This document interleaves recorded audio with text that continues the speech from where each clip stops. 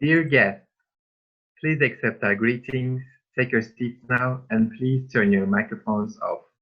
We are, as the members of IZMIR Democracy University, ELT Student Club, proudly hosting our 9th online session on using technology-based instructional tools in foreign language teaching by Dr. ARZU from HACETTEPE University. Now we will give you some brief information about the session. My name is ABUŞKA from ELT department at IZMIR Democracy University.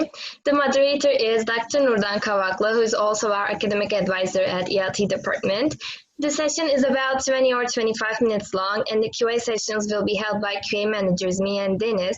You may prefer to write your questions, or you may use your mics if eligible. And please do not forget that at the end of the session, we will take a family photo. Now we would like to kindly invite Dr. NURDAN to start up the 9th session. Thank you. Thank you very much, DENİZ and ALEYNA. You know who I am, but you know the way. I am NURDAN. Thanks for your participation one more time. Today is also a very special day for me because Dr. ARZU is my friend from PhD years. So it is a very nice gathering for me too, because it is like I gathered all of my PhD friends who are now my colleague into these online sessions. So it's also a very nice experience for me to see them one more time. Thanks for that one too, because they accept our invitations, by the way. And today we are going to host Dr. ARZU from HACETTEPE University, and her session, her topic is going to be technology-based instructional tool in foreign language teaching. Remember the session of Dr. Burcu Şentürk? She told us about technology, the importance of technology in foreign language classrooms, and how we can improve technology-based instructions together with 21st century learning and teaching. But today, the special concern will be on how we can implement some kind of tools in our foreign language teaching environment. So please welcome Dr. ARZU one more time, and thank you. Okay. Thank you. First of all, special thanks again, NURDAN KAVAKLI, IZMIR Democracy University, and its ELT students for organizing this event, and I really appreciate having had the opportunity for being a part of this ELT event. Thanks a lot. Okay, yeah. Today, of course, e-learning is an inseparable part of our life, and with regard to e-learning, we have too many terms such as distance learning, online learning, open learning, and they are generally, used interchangeably, and which is a bit confusing for us. But among them, I want to focus on blended learning, because blended learning, as you know, include both face-to-face and online course delivery. So during the blended learning process, students can benefit from the advantages of both face-to-face learning and online learning. So I think in our classes, in addition to traditional instructional tools, technology-based instructional tools. With regard to integrating technology in language teaching, again, 2 points should be taken into consideration. What are they? Learning profile and attitudes. Okay, first of all, I think technology shouldn't be integrated into our classes just for the sake of, using technology. We should have a kind of pedagogical aim in order to benefit from it. So first of all, we should think about learner profile. Who are our students? What they think and how they feel? What about their strengths and weaknesses? What about their previous learning experiences? And also, of course, their attitudes towards any technology-based instructional tool is also important. Why? Because if your students have positive attitudes towards using a kind of technology-based instructional tool, it means that, yeah, okay, you can integrate it into your classes. On the other hand, if they have negative attitudes towards these tools, it means that it is not a good idea integrating it into your classes. And with regard to, student profile, as Prinsky mentioned, we have 2 important terms, digital immigrant and digital native. Who are digital natives? They are the digital speakers of computers, games, and the internet. They develop their own information technology culture, their own IT culture. And generally, today, the generation, the learners who are born after 1990 are taught to be digital natives. And the older generation, like me, are taught to be digital immigrants. Okay, why is it important, to be aware of this difference? Okay, first of all, in our classes today, most of the students are digital natives. And digital natives generally think and process information differently. They generally process information quickly, they like multitasking, and they like gaming. So in order to engage these learners, we need to, and even we have to, integrate technology-based instructional tools into our classes. As Clifford mentioned, technology won't replace teachers, but teachers who use technology will probably replace teachers who don't. Okay, so what does it mean? As English teachers, okay, we have to be digitally literate. No, it is a must for us. Okay, now, today I will give information, I will try to give information, different technology-based instructional tools, and I want to start with online learning and internet-based reading tasks, okay?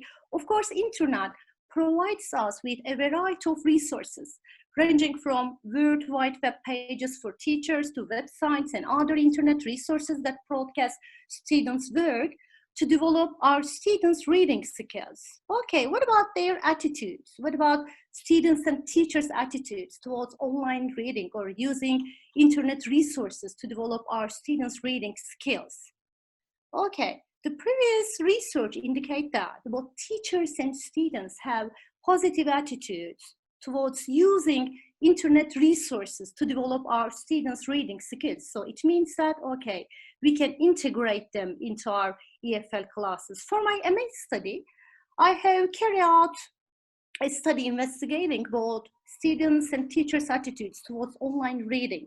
And at the end of the study, the data indicated that students and the teacher have positive perceptions of using internet to develop students' reading skills. Most of the students mentioned that, yeah, internet resources develop their reading skills.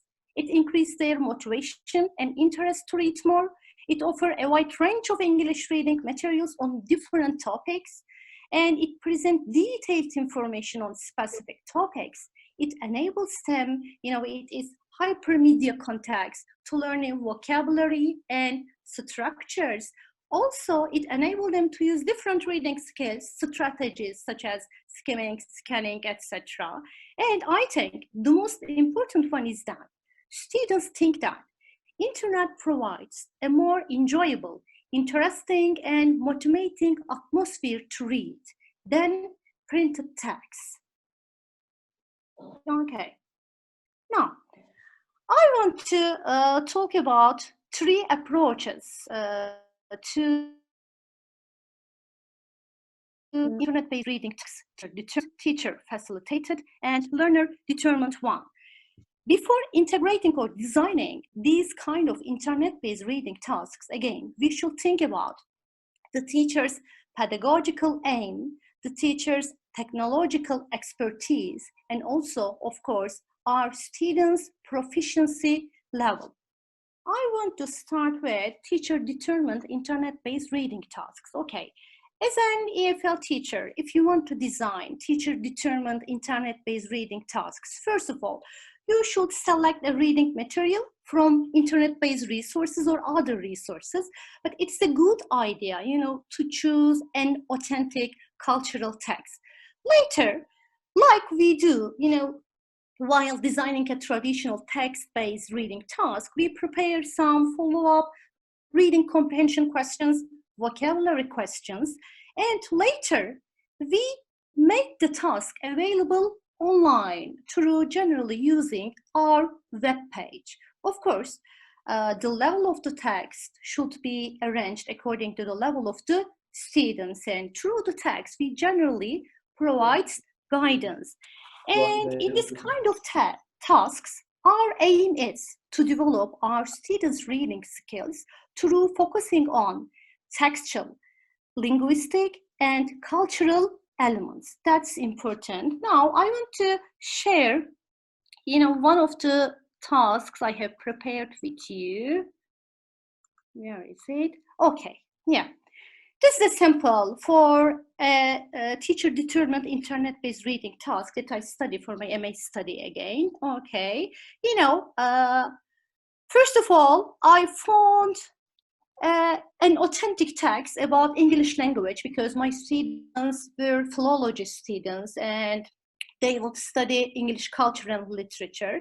And I prepared some follow-up reading comprehension activities, and later I made them available through my web page. Okay, here I gave students some instructions. When I click on Start Survey, okay, they will encounter with the text, as you see, English language, okay. I provided them with a kind of glossary. Okay, task 1, what is it? It is a matching vocabulary activity. Students are required to match the keywords with the meanings, okay. And another true-false activities, the classical reading comprehension test technique we use in our classes, okay. And here, let me turn back here. Where is the table? Okay, yeah. First of all, I gave students a table and they are required, to examine it, okay, to examine this table. Later, okay, they are required, after examining the table, they are required, to write a kind of short paragraph, okay, in order to respond to the given task. For example, how many people speak English as a first language or second language? In which countries English is a majority language or official language? Examine the table and write a short paragraph about English language. And when students click on the save button, okay, students' answers are computed and sent to me automatically. And the good side is that the system also shows me which questions are the most difficult ones, okay, and which ones are the easiest one for the students. So it provides me a kind of overall assessment to see, strengths and weaknesses of the students. Okay, let me continue with the second task. Okay. What about second one? Sorry. Again, with regard to this one, okay, as you see, the design of the task is very similar to the one we do in our face-to-face, classical, traditional classrooms. The only difference is that I make it available online, and generally I try to integrate, a kind of table and image, and I try to benefit from a kind of authentic cultural text. And although in terms of the design, it is very similar to the one we use in our classes, students mentioned that, yeah, they like the task very much, and they think that it is more interesting and enjoyable compared to the ones they answer, they complete, in the class. The only issue is, in this task, everything is decided on by the teacher. As the teacher, you decide on the topic, activities, everything. So somehow, it limits the learner autonomy. On the other hand, it enables the students to study the reading material outside the class at their own pace. I think this is the main advantage. Okay, what about second one? Teacher facilitated internet-based reading tasks. Okay, if you want to design this kind of a task, first of all, as the teacher, you have to select a specific topic and you have to determine goals for the lessons. For example, exploring German cities or Mexican restaurants. Later, as the teacher, you have to choose a set of websites whose content matches the goals of your course. I think this is the most difficult part, okay? And as the teacher, during the task, your role is being a facilitator. What kind of reading tasks can be used? Gathering factual information, descriptions, short summaries, and comparisons. Okay, in this task, as the teacher, you have to examine a variety of web pages, their content from different views, and you have to form a list of web pages. Is it easy? No. It's really difficult. It is very difficult for the teacher. On the other hand, this task is a bit, difficult for the learners to complete, because in order to get the factual information required to complete the task, students has to navigate from one page to the another. Okay, so sometimes they can say that, okay, teacher, I got lost among the web pages, right? This is the biggest challenge for the students. On the other hand, in spite of its cognitive overload and navigational problems, while navigating from one page to the another, it really helps students, on the other hand, to develop their critical reading skills, right? Critical reading skills abilities. Okay, let me show you another task.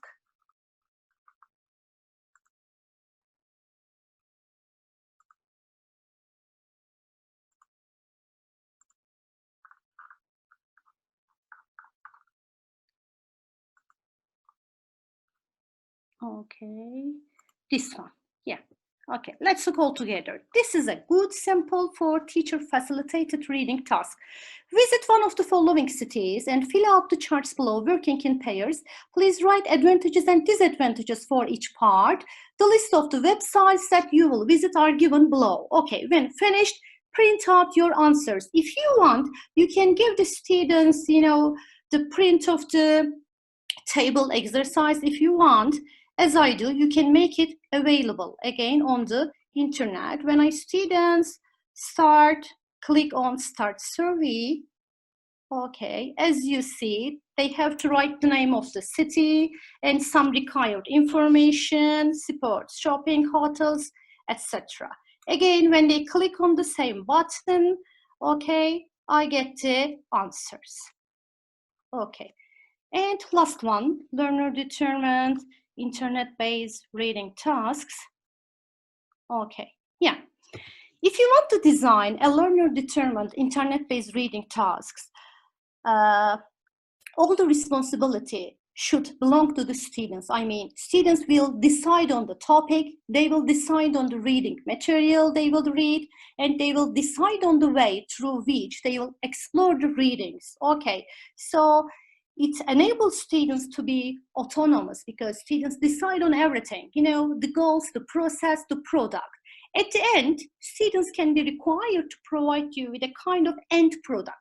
This end product can be writing an essay, short writing assignments, mini projects, or presentations. So these kind of tasks, in fact, they are a kind of, internet-based project work.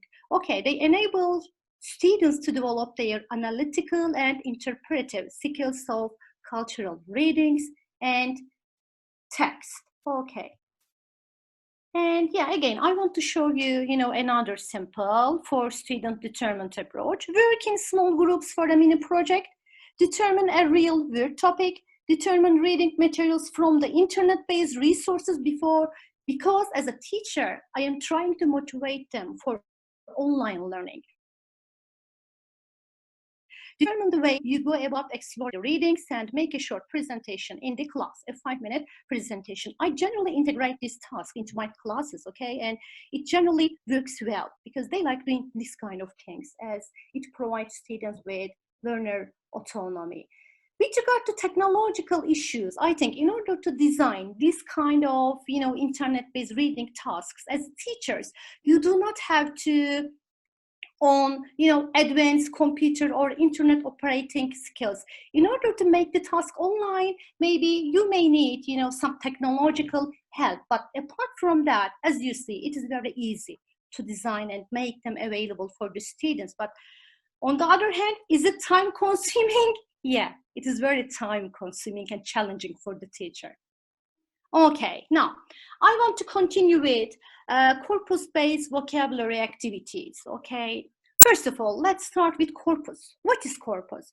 Corpus refers to a collection of linguistic data gathered from either written text or transcription of recorded speech.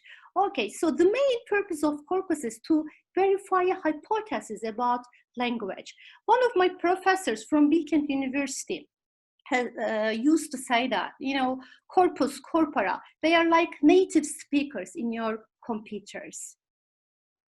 Okay. Yeah, in our classes, we are using different, you know, online reference tools. Generally, we benefit from online dictionaries, right? But it's not always possible to find everything, okay, in the dictionaries. Sometimes there are some points we are complicated about. So at that moment, it's a good idea to consult Corpus. Okay, Corpus can be integrated into classes as a primary resource. It refers to the direct use of corpora, or it can be integrated into your class as a secondary resource. You can benefit from corpora in the design of the curriculum, materials, maybe even testing questions. Okay, and what can be learned from the corpus about vocabulary? Okay, in our EFL classrooms, while teaching vocabulary, what do we need to teach? We need to teach our students. We have to give information about frequency number of the verbs, right? Okay. Some differences in spoken and written language, maybe register, maybe collocations, okay, their grammatical forms, word forms, etc. So from corpus, you can get information about vocabulary in various ways. The first one is frequency. From the corpus, you can learn which words are frequently used and which words are rarely used, okay? And secondly, you can see which words are frequently used in spoken language and which words are frequently used in written language. It shows you how a specific word is used in a meaningful context. And the most important part is it shows you, it gives you some information about collocational pairs. You know, our EFL students generally have difficulty in using collocations correctly, so they can benefit from corpora to get information about the use of collocational pairs. Okay, yeah, in our classes we are using, okay, different techniques to help students develop our vocabulary, but also we should benefit from, I think, corpora. It can be corpus of contemporary American English, or, you know, it can be British corpus. Okay, you can integrate whichever you want into your classes. Okay, basically, KOÇAK has different functions, okay? It enables you to get information about vocabulary from various angles. For example, first of all, in the Google, you should write KOÇAK, not Coca-Cola, okay? You should write KOÇAK, okay? And later it will provide you, you know, this web page, list, chart, collocates, compare, quick, you know, all of them enables you to do a variety of searches about vocabulary. Okay, I think we have limited time, okay, so I can suggest that on the internet there are very good instructional videos explaining how to use KOÇAK, you know, effectively. So please, on the internet, okay, read these instructional videos, watch them, and after learning how KOÇAK is being used, I am sure you can teach it to your students. Okay, in my classes at the beginning of each term, first of all, I give my students a short workshop about how to use KOÇAK. They learn how to make searches, okay, on the KOÇAK with regard to vocabulary. And in the course, sometimes when we are confused about the use of some vocabulary, we connect to the web page, and all together, you know, we do somehow contextual analysis that gather information about the words. Okay, for example, let me share you with some simple corpus tasks, right? After students learn how to use KOÇAK effectively, they can be asked some questions such as, how many times does the word access or capability or ignore, for example, occurs in the corpus? Find the frequency number. Or collocations. What words usually goes with the words absolutely or bitterly or deeply? Use the collocates function and answer the question. What kind of adverbs go with the words sad, rude, excited, developed? Use the collocates and post list function. In the post list function, I want you students, you know, to make searches based on parts of speech, okay, using maybe adjectives, adverbs, nouns, etc. And what are the most frequent collocates of have and take? Or I want my students to compare the use of some phrasal verbs, okay? For example, they can be required to compare the use of phrasal verbs such as carry out and bring about, and later they should decide on whether they are frequently used in spoken language or written language. And I ask my students, okay, to gather some sentences from the concordance lines in which the target phrasal verbs are used. Okay, suppose that you are teaching your students two different modal verbs, grammatical structures, must and have to. First of all, some sentences are taken from the corpus, okay? Students are required to read the given sentences and try to make guesses, okay? One, in the context, why one modal verb is used rather than the other one. Okay, there are lots of examples, but I have limited time, so, okay. I will continue with learner podcasts, okay.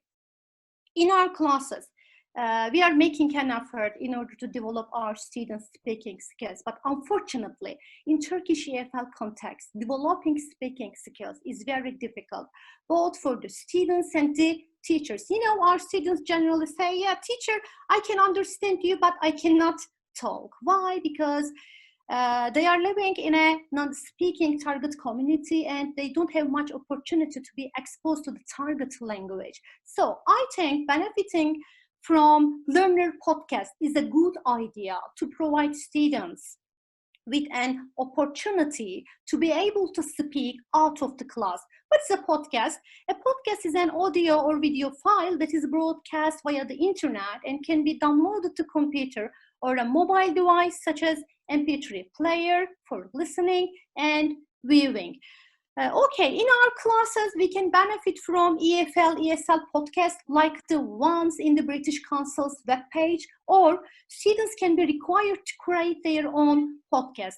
In my classes, I generally do that. My students are required to create different podcasts on different topics. I generally use this site, Podomatic, okay? It is a very user-friendly site. It is very easy to use. After my students are created their podcasts, they are required to upload them to this website. Okay, so when they come to class, we'll listen to some of the podcasts, okay?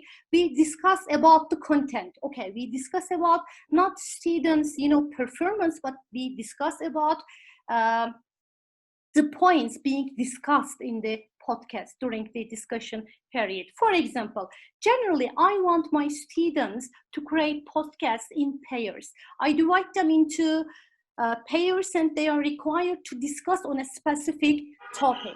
And during the discussion period, I expect students not to read, you know, a prepared speech or not to memorize.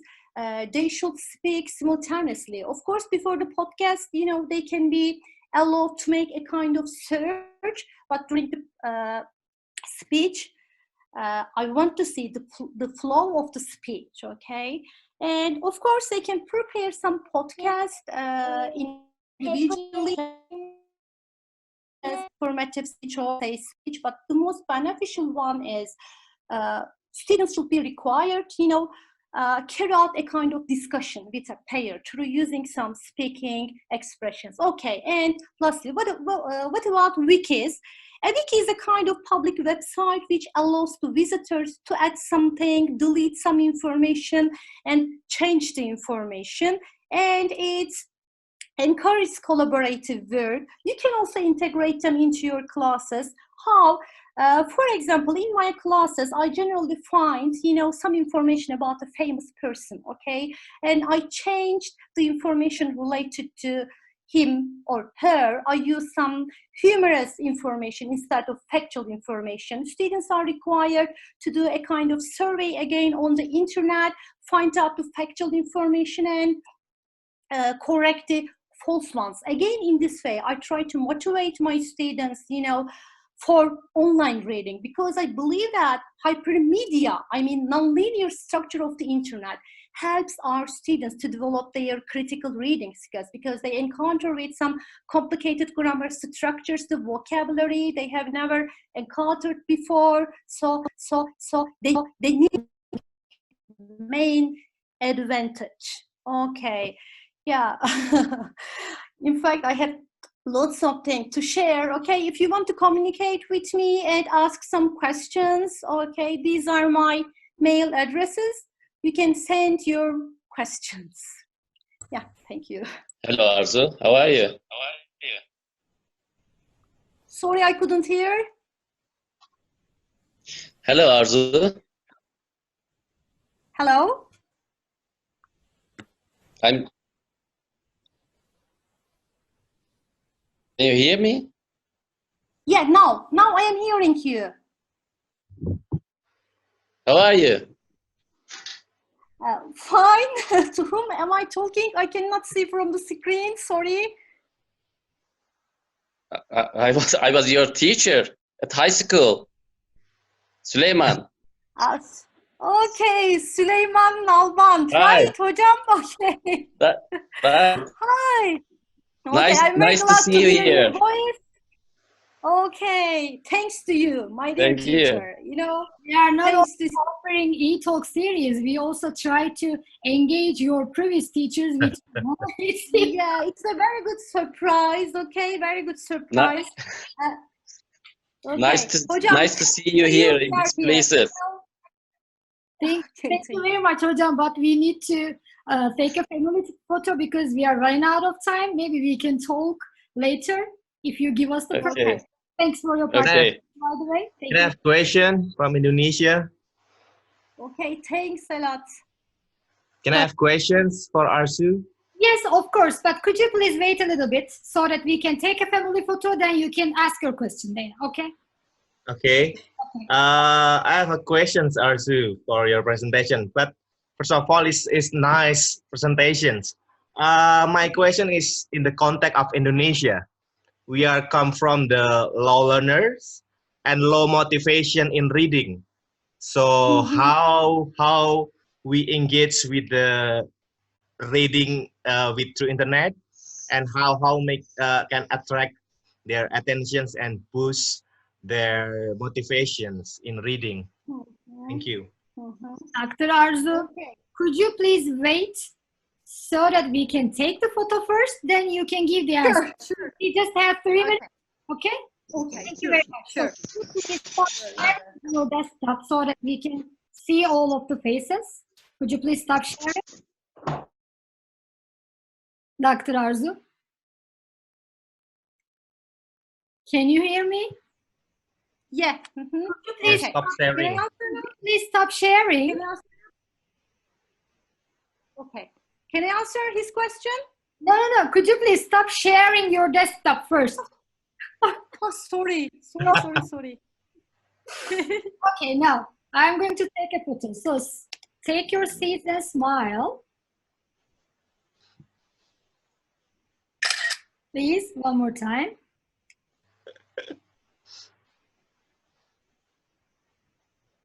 Okay, now it is the stage for you so that you can reply back. Okay. So in order to,